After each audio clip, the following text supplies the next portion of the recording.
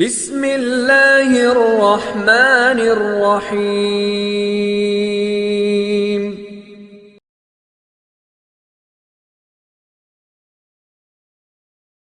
لا حول ولا قوة إلا بالله العلي العظيم۔ أعوذ بالله من الشيطان اللعين الرجيم۔ بسم الله الرحمن الرحيم۔ الحمد لله رب العالمين، والصلاة والسلام على أشرف الأنبياء والمرسلين، والعاقبة للمتقين والجنة للموحدين۔ ناظرین، اس سے پہلے باب دوم کا پہلا، دوسرا اور تیسرا چیپٹر آپ کے سامنے پیش کیا۔ آج ہم آپ کے سامنے باب دوم کا چوتھا، پانچواں اور چھٹا چیپٹر پیش کرنے جا رہے ہیں۔ امید ہے ناظرین کو پسند آئے گا۔ چوتھا چیپٹر یاقوت، زبرجد اور زمرد کی فضیلت۔ تین معتبر حدیثوں میں حضرت علی ابن موسیٰ الرضا علیہ السلام سے منقول ہے کہ یاقوت کی انگوٹھی پہننے سے پریشانی زائل ہوتی ہے۔ امام جعفر صادق علیہ السلام سے روایت ہے کہ یاقوت اور زبرجد کی انگوٹھی داہنے ہاتھ میں پہننا سنت ہے۔ حضرت امام موسیٰ کاظم علیہ السلام سے منقول ہے کہ زمرد کی انگوٹھی پہننے سے مشکلیں آسان ہوتی ہیں۔ دوسری حدیث میں امام رضا علیہ السلام سے زبرجد کی انگوٹھی کے لیے بھی یہی الفاظ وارد ہوئے ہیں۔ زبرجد ایک طرح کا سبز رنگ کا قیمتی پتھر ہوتا ہے، اور یہ بھی فرمایا کہ زمرد کی انگوٹھی ہاتھ میں پہننے سے فقیری یعنی فقیری سے یا محتاجی اور فاقہ کشی مراد لی گئی ہے۔ یہ بھی فرمایا کہ جو شخص یاقوت زرد کی انگوٹھی پہنے گا کبھی فقیر نہ ہوگا۔ یہاں پر فقیر سے مراد محتاج اور مفلس کبھی نہیں ہوگا۔ پانچواں چیپٹر فیروزہ اور جزع یمانی کی فضیلت کے بارے میں۔ امام جعفر صادق علیہ السلام سے روایت ہے کہ جو شخص فیروزے کی انگوٹھی پہنے گا کبھی محتاج نہ ہوگا۔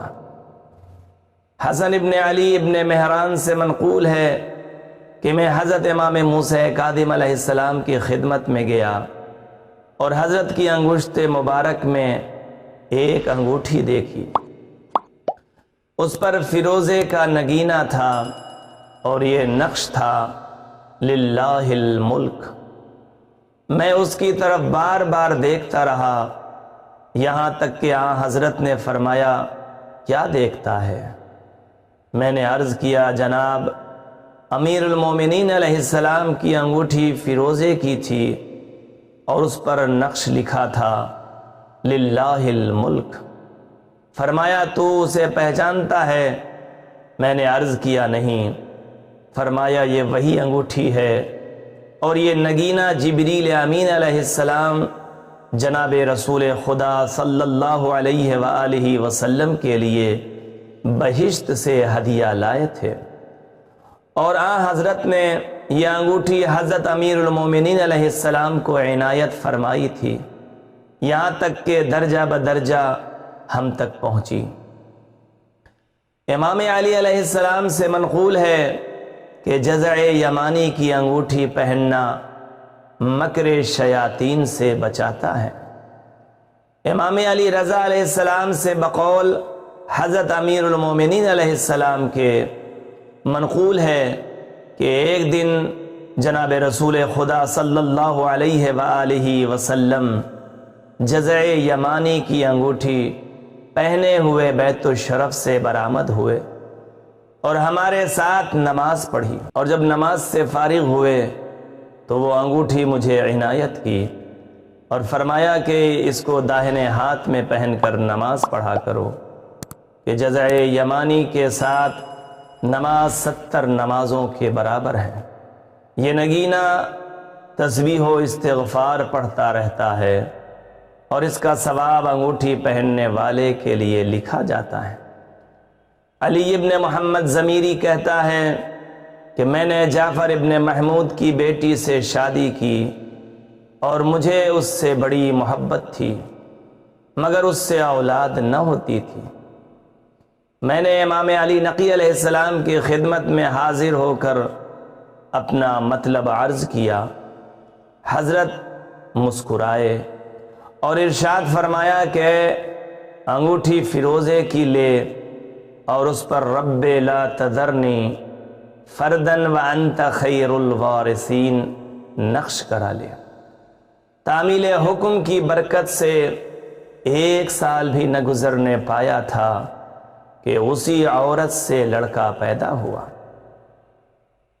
حضرت رسول خدا صلی اللہ علیہ وآلہ وسلم سے روایت ہے کہ پروردگار عالم ارشاد فرماتا ہے، جس ہاتھ میں عقیق اور فیروزے کی انگوٹھی ہو اور وہ میرے آگے دعا کے لیے پھیلایا جائے تو اس وقت مجھے شرم آتی ہے اور میں اسے نامید نہیں پھیر پاتا۔ دوسرے باب کا 6واں چیپٹر، در نجف بلور۔ بلور ایک قسم کا صاف و شفاف شیشے کی طرح ایک پتھر ہوتا ہے۔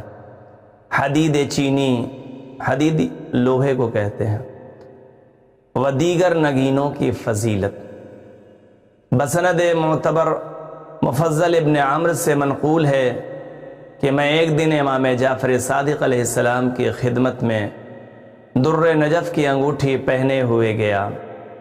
حضرت نے فرمایا کہ اے مفضل، اس نگینے کے دیکھنے سے مومنین و مومنات کو خوشی حاصل ہوتی ہے اور ان کی آنکھوں کا درد دور ہوتا ہے، اور مجھے ہر مومن کے لیے یہ بات پسند ہے کہ 5 انگوٹھیاں اپنے ہاتھ میں رکھے۔ اول یاقوت کی، وہ سب سے عمدہ ہے۔ دوسری عقیق کی کہ وہ خدا تعالی اور ہم اہل بیت کے لیے خلوص رکھنے والا نگینہ ہے۔ تیسری فیروزے کی، جو آنکھوں کو قوت دیتا ہے، سینے کو کشادہ کرتا ہے، دل کو تقویت پہنچاتا ہے، اور جب بندہ مومن کسی کام کو جانے لگے اور اس کو پہن کر جائے تو وہ حاجت پوری ہو جاتی ہے۔ چوتھی حدید چینی کی، لیکن اس کے متعلق میں یہ بات پسند نہیں کرتا کہ اگر اسے ہر وقت پہنے رہے، بلکہ اگر کسی شخص کے شر سے ڈرتا ہو اور اس کی ملاقات کو جائے تو اسے پہن کر جائے کہ اس کے شر سے محفوظ رہے۔ اور چونکہ حدید چینی شیطان کو دور کرتا ہے، اس واسطے اس کا پاس رکھنا مناسب ہے۔ 5ویں اس در کی جسے خدا تعالی نجف اشرف میں پیدا کرتا ہے۔ جو شخص اس کو ہاتھ میں پہنے تو خداوند عالم ہر نگاہ کے عوض میں جو اس پر کی جائے زیارت حج اور عمرے کا ثواب اس کے نام اعمال میں لکھ دیتا ہے۔ اس کا ثواب انبیاء اور صالحین کے برابر ہوگا، اور اگر خدا تعالی ہمارے شیعوں پر رحم نہ کرتا تو در نجف کا ایک ایک نگینہ بڑی قیمتی رکھتا، لیکن خدا تعالی نے ان کے لیے یہ نگینے سستے کر دیے کہ امیر و غریب سب پہن سکیں۔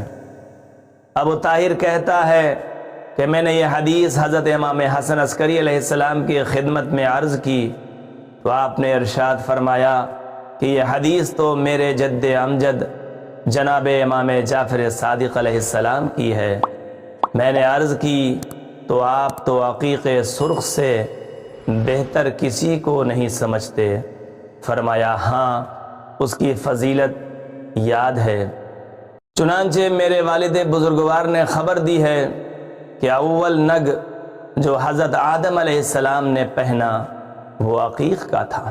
انا اللہ لا الہ الا انا وحدی ومحمد صفوتی من خلقی ایدتہ باخیہ علی ونصرتہ بہ وبفاطمۃ والحسن والحسین۔ اس کا ترجمہ یہ ہے کہ میں خدا ہوں، میرے سوا کوئی معبود یکتا نہیں ہے، اور محمد صلی اللہ علیہ وآلہ وسلم میری مخلوق میں سے میرے برگزیدہ ہیں، جن کی تائید و امداد میں نے علی و فاطمہ و حسن و حسین علیہ السلام کے ذریعے سے کی ہے۔ جب ان سے ترک اولا ہو، یعنی اس درخت کا پھل کھا لیا جس سے خدا تعالی نے منع فرمایا تھا، اور زمین پر بھیجے گئے تو ان اسماء مبارک کے توسل سے خدا سے دعا مانگی اور خدا نے دعا قبول فرمائی۔ تو حضرت آدم علیہ السلام نے چاندی کی انگوٹھی بنائی اور عقیق سرخ کا نگینہ جس پر اسماء مبارک کندہ تھے جڑ کر داہنے ہاتھ میں پہن لی، چنانچہ یہی سنت قائم ہو گئی، اور اولاد آدم علیہ السلام میں جتنے پرہیزگار ہیں سب اسی پر عمل کرتے ہیں۔ امام جعفر صادق علیہ السلام سے روایت ہے کہ بلور کا نگینہ بہت اچھا ہے۔ حسین ابن عبداللہ سے منقول ہے کہ میں نے امام علی نقی علیہ السلام سے یہ سوال کیا، چاہے زمزم یعنی زمزم کا کنواں، چاہے زمزم میں سے جو سنگریزہ نکلتے ہیں ان کی انگوٹھیاں پہننا اچھی ہیں؟ فرمایا ہاں، لیکن استنجے کے وقت اتار لے اگر بائیں ہاتھ میں ہو تو۔ وآخر دعوانا ان الحمد للہ رب العالمین۔